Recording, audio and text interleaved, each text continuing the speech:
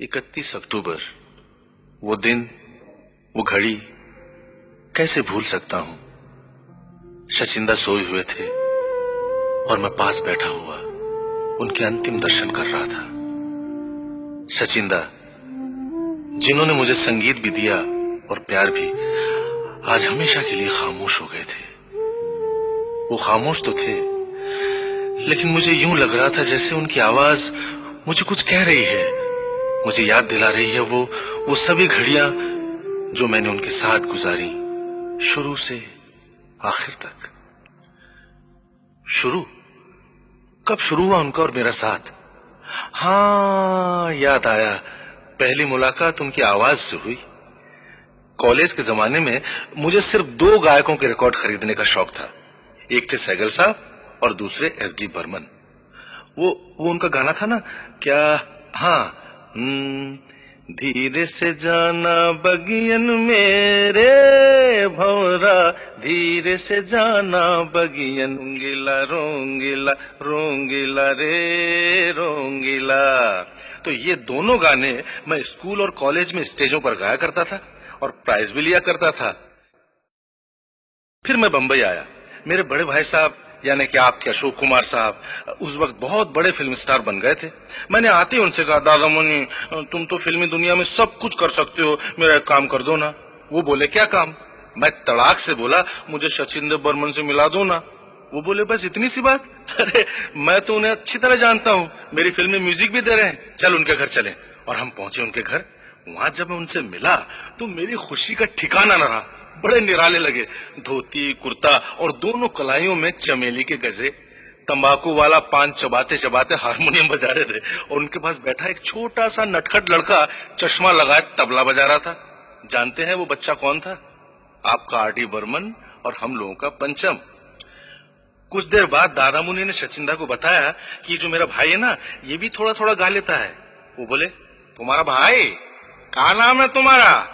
मैं बोला, मेरा नाम किशोर। ओ किशोर, जरा गाओ तो मैंने उनका वही गाना गाया जो उस वक्त बहुत पॉपुलर था बंगाली में। गाना था, कौन नगरिया जावो रे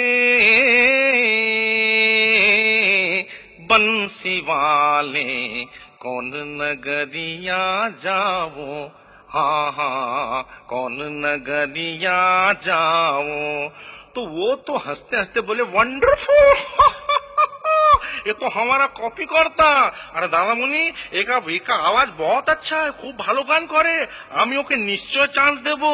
बस फिर क्या था, मैं सोच भी नहीं सकता था कि सचिंदा मुझे गाना गवाएंगे। मैं तो फूल कर कुप्पा हो गया। पहली बार सचिंदा ने मुझसे गवाया फिल्म 8 दिन में। पूरा गाना नहीं था, 2-3 लाइनें थी। वो गाना था, अरे बाका सिपहिया बाका सिपहिया बाका सिपहिया घर जई हो, घर जई हो। पहला पूरा गाना उनके लिए मैंने फिल्म बाहर में गाया। वो गाना था, कसूर आपका हुजूर आपका, मेरा नाम लीजिए न मेरे बाप का। मगर ये गाना बंबई में मैं नहीं गाया, मद्रास में गाया। वहां उन्होंने मुझे अपने ही कमरे में ठहराया और तब मुझे मालूम हुआ कि संगीत ही उनका जीवन था। उठते बैठते चलते फिरते हर बात संगीत की होती, हर काम सुरीला होता। शचिंदा मुझे बार बार समझाते कि देख किशोर, यूं गा, ऐसा गा और फील करके गा, एक्सप्रेशन के साथ। ज्यादा मुर्किया तान मारने से कुछ नहीं होता, सीधा गाएगा तो गाना पब्लिक को अच्छा लगेगा, समझा ना। फिर मेरे जीवन में वो दौर शुरू हुआ जिसका संबंध न सिर्फ सचिंदा से था बल्कि देव आनंद की अदाकारी से भी। देव के लिए सचिंदा ने सबसे पहले मुझे गाना गवाया फिल्म बाजी में। वो गाना था,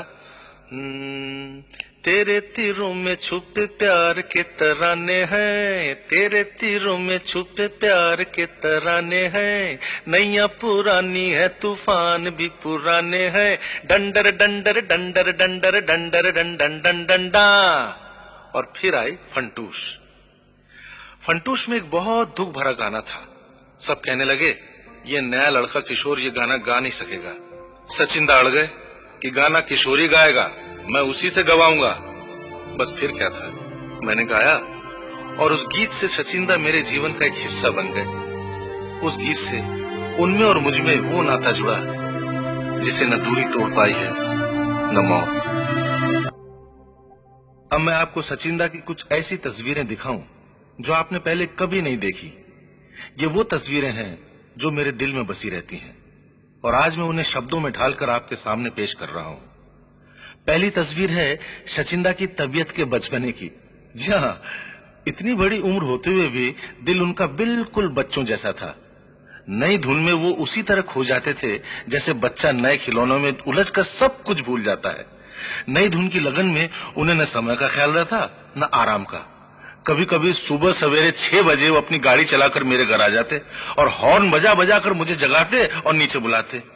मैं बेचारा आंखें मलता हुआ नीचे आता तो सचिंदा कहते, अरे किशोर, तू सो रहा था क्या? कोई बात नहीं रे, जरा सुन ये ट्यून कैसा बना है। कभी कभी रात के 11 बजे ये कह के उनका फोन आ जाता कि ए किशोर, तू सो रहा है क्या? Oh I am really very sorry. मैं कहता, सचिंदा इतनी रात का आप टेलीफोन कर रहे हैं, कोई गड़बड़ तो नहीं हुई? दादा कहते, अरे नहीं रे, गड़बड़ काहे की, जरा सुन ट्यून कैसा बना है। बस फिर वो फोन पर ही गाना शुरू कर देते और मुझसे कहते, चल तू भी गा मेरे साथ। हाँ, कोरा कागज था ये मन मेरा, लिख लिया नाम उस पे तेरा। बोल बोल जरा। और मैं बोलता, कोरा कागज था ये मन मेरा। अरे अरे अरे स्टूपिड, ऐसा क्यों गाता है? ठीक से गाना। सचिंदा, अभी बजे हैं रात के 11, बड़ी जोर से नींद ने है मुझे मारा। अच्छा अच्छा अच्छा, सो जा, कल सवेरे रिहर्सल के वास्ते घर पे आ जाना, ठीक? हाँ ठीक। अगली तस्वीर सचिंदा के काम करने के ढंग के बारे में है।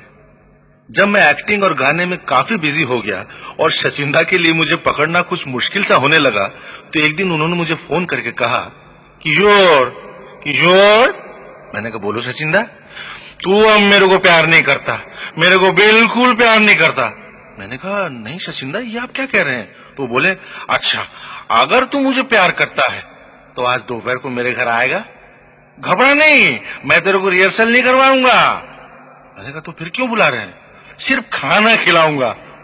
खाना? मैं तो हैरत में पड़ गया। मैं पहुंचा, सचिंदा ने एक के बाद एक स्वादिष्ट खाने मंगवाने शुरू किए और बोले, ये खा, अरे वो खा, अरे वो मिठाई खाना, ये ले रसगुल्ला खा। आखिर में रसगुल्ला खाकर मैंने कहा, वाह दादा, वाह सचिंदा, मजा आ गया, मजा आ गया। क्या खाना खिलाया आपने? अच्छा अब मैं चलता हूं, आराम करूंगा। तो उन्होंने मुझे पकड़ लिया और चिल्लाकर अपने नौकर से कहा, ए दरवाजा तो बाहर से बंद कर दे। हाँ अब बोल किशोर, तू जाएगा कैसे? अब तेरे को रिहर्सल करनी ही पड़ेगी। क्या समझा? मुफ्त में खाना नहीं खिलाया मैंने। हाँ, अब बोल। एक आदत उनकी ये भी थी कि कई बार वो जो बात कहते उसका बिल्कुल उल्टा एक्सप्रेशन उनके चेहरे पर होता। मुझे याद है एक बार मुनीम जी का गाना रिकॉर्ड हो रहा था। फाइनल रिहर्सल हुआ तो सचिंदा गुस्से से उठकर खड़े हो गए और चिल्लाए, स्टॉप दिस रिहर्सल, बंद करो। और उठकर मेरी तरफ लपके। मैंने सोचा न जाने क्या गड़बड़ हो गई मुझसे, मगर सचिंदा ने मेरे करीब आकर गुस्से ही गुस्से में जानते हैं क्या कहा? बोले, किशोर अगर ऐसा ही गाएगा तो मेरा गाना जरूर हिट होगा। वंडरफुल। और एक बात बताऊं सचिंदा के बारे में, जो गायक उनके गीत गाते थे उन गायकों को और उनके गलों को वो अपने बच्चे की तरह ट्रीट करते थे। गाना टेक करते हुए अगर किसी गायक को कोई सुर मुश्किल लगता तो सचिंदा उसको फौरन आसान कर देते। मैं चूंकि उछल कूद की एक्टिंग ज्यादा करता था, मेरी आवाज की उन्हें ज्यादा फिक्र लगी रहती थी। कई बार मुझे फोन करके कहते, हेलो किशोर। मैं कहता, हाँ दादा बोलो। तो कहते, वंडरफुल किशोर, तेरी आवाज बिल्कुल ठीक है। ये कहकर खड़क से फोन रख देते। एक जमाना ऐसा आया जब मुझे इनकम टैक्स भरने के लिए बहुत सारे स्टेज प्रोग्राम करने पड़े। तब सचिंदा की परेशानी और बढ़ गई। स्टेज पर उछलते कूदते आवाज थक रही थी मेरी और ठेस लग रही थी उनके दिल को।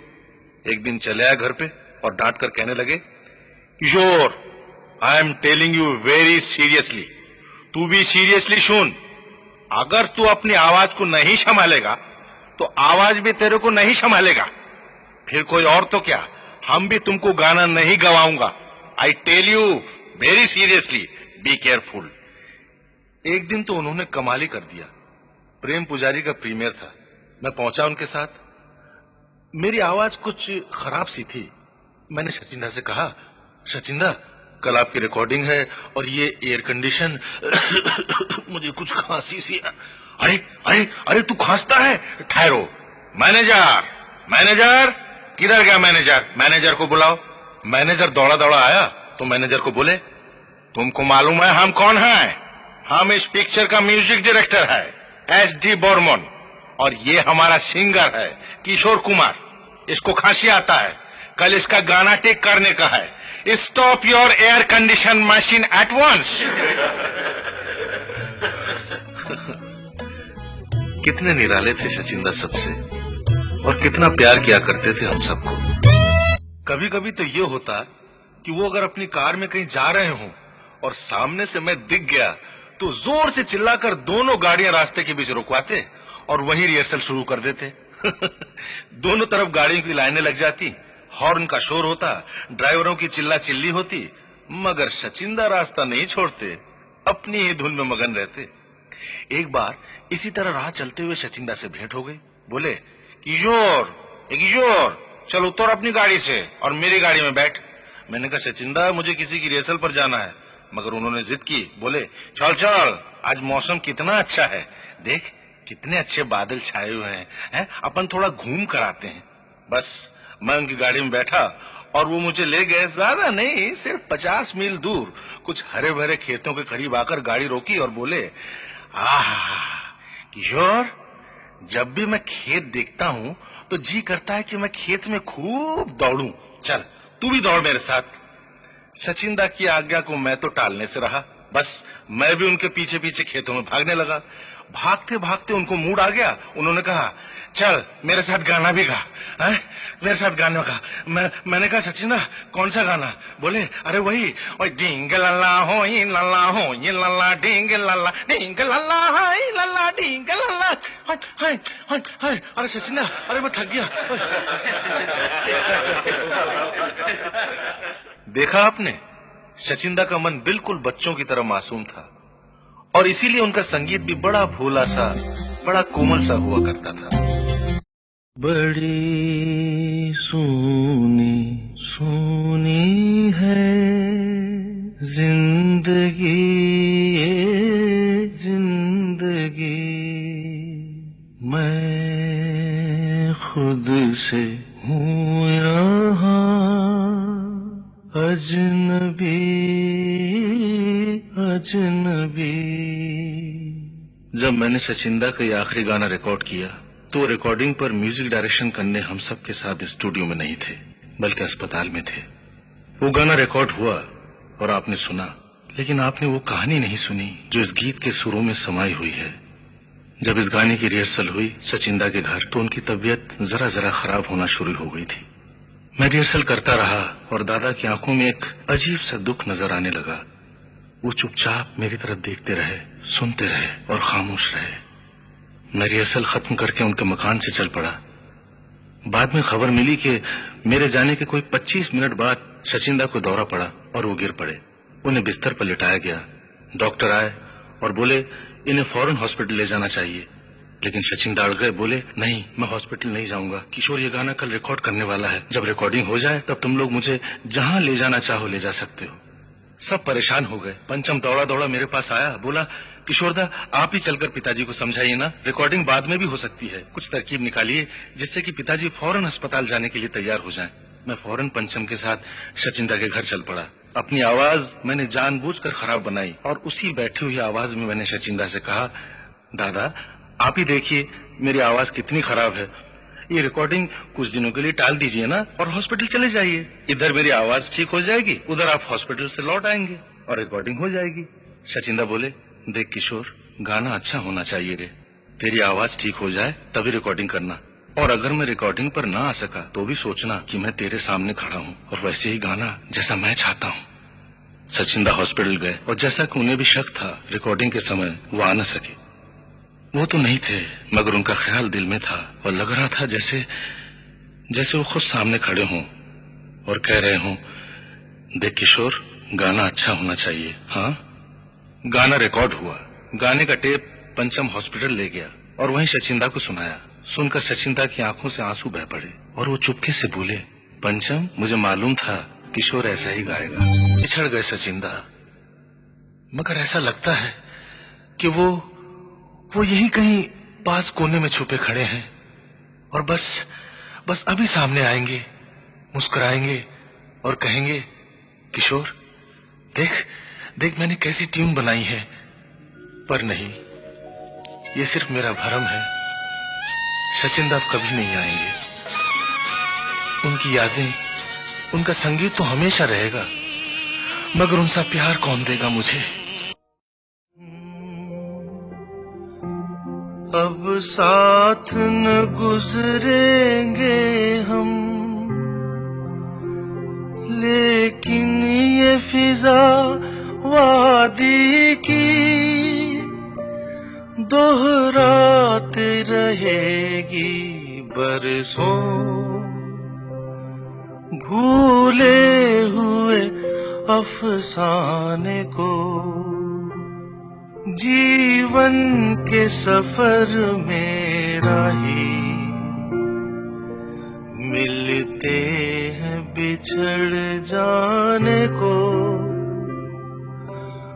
और दे जाते हैं यादें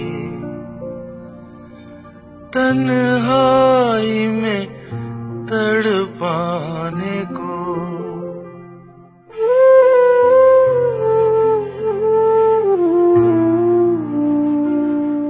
सचिंदा न सिर्फ संगीत का एक युग थे, बल्कि हमारे जीवन का भी एक युग थे। वो युग तो बीत गया, मगर उस युग की यादें हमारे दिलों में हमेशा जिंदा रहेंगी। जीवन के सूने